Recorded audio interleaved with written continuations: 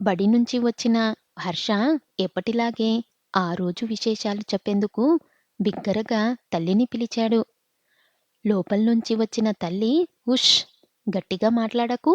America నుంచి మామయ్య వచ్చాడు. లోపల గదిలో నిద్రపోతున్నాడు అంటూ కొడుకును వారించింది. మామయ్యా? అని ఆశ్చర్యపోతూ అడిగాడు హర్ష. నువ్వు పుట్టిన సంవత్సరమే చదువుకునేందుకు అమెరికా వెళ్ళాడు. అక్కడే ఉద్యోగం కూడా సంపాదించుకున్నాడు. ఇప్పుడు సెలవులు కుదరాయని ఇండియా వచ్చాడు అని చెప్పింది తల్లి. అయితే మామయ్యతో ఆడుకుంటాను అంటూ బెడ్రూం వైపు వెళ్ళబోయాడు. నిద్రలో ఉన్న మామయ్యను ఇబ్బంది పెట్టకూడదని చెప్పాను కదా అంటూ వారించింది తల్లి. పగటిపూట నిద్ర మంచిది కాదని చెబుతావు కదా, మరి మామయ్యకు ఆ విషయం తెలియదా అంటూ అమాయకంగా అడిగాడు హర్ష. మామయ్య ఉండేది అమెరికాలో కదా, మనకు పగలైతే వాళ్లకు రాత్రి అవుతుంది. అక్కడి అలవాటు కొద్దీ ఈ సమయంలో నిద్ర వస్తుంది. 2 రోజులు మన వాతావరణానికి అలవాటు పడితే మామూలు అయిపోతుంది అని వివరించింది తల్లి. పగటిపూట మా ముద్దుల మామ అమెరికా వెళ్తాడన్నమాట అన్నాడు హర్ష. తల్లికి అర్థం కాలేదు. నాకు తెలియని మామ ఎవరు? ఆ మామ అమెరికా వెళ్ళడమేంటి అంటూ అడిగింది. నీకు తెలియకపోవడమేంటి? తెల్లగా ఉంటాడు. నువ్వే కదా నాకు పరిచయం చేశావు అన్నాడు. నేను పరిచయం చేశానా అంటూ అవాక్కైందామె. నువ్వే పరిచయం చేశావు. నువ్వే మర్చిపోయావా అమ్మా అడిగాడు హర్ష.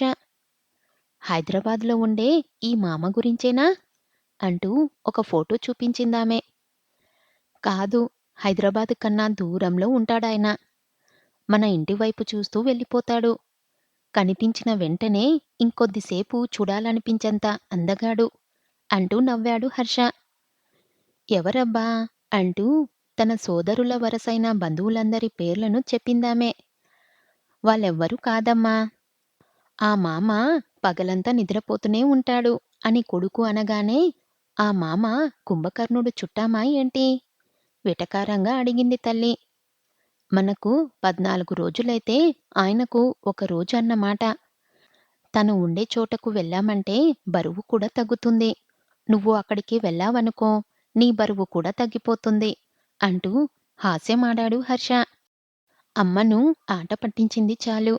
నీ గమ్మత్తు ప్రశ్నలన్నీ లోపల్నుంచి వింటూనే ఉన్నాను అంటూ గదిలోంచి బయటకు వచ్చాడు అమెరికా మామయ్య.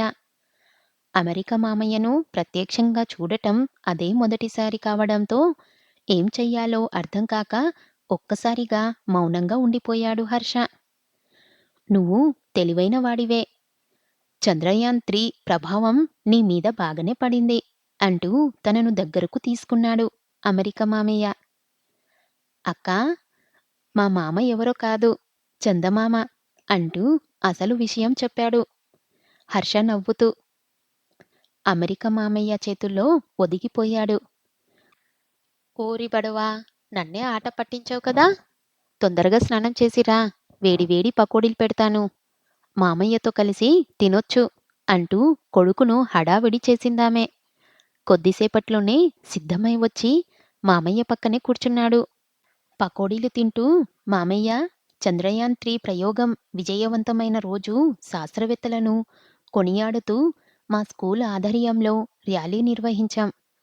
మమ్మల్ని కూడా గొప్ప శాస్త్రవేత్తలుగా మారాలని ఉపాధ్యాయులంతా ప్రోత్సహించారు అంటూ గొప్పగా చెప్పాడు హర్ష.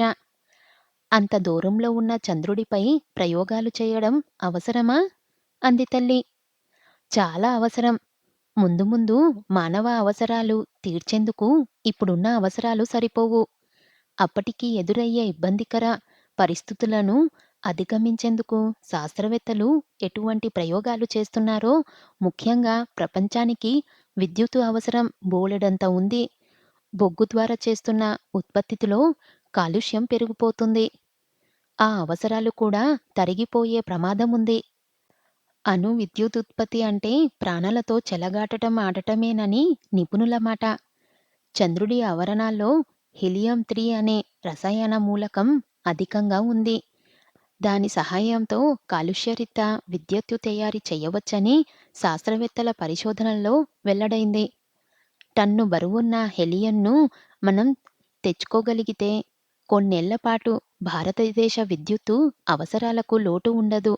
అందుకే ప్రపంచ దేశాలన్నీ ఇప్పుడు చంద్రుణ్ణి చేరుకోవడానికి చూస్తున్నాయి అంటూ వివరించాడు అమెరికా మామయ్య. ఆ ప్రయోగం వెనుక ఇంత కథ ఉందా మామయ్య? అమ్మో! అయితే భవిష్యత్తులో నేను శాస్త్రవేత్తనవుతా ఆనందంతో అన్నాడు హర్ష. వెరీ గుడ్ అంటూ భుజం తట్టాడు మామయ్య.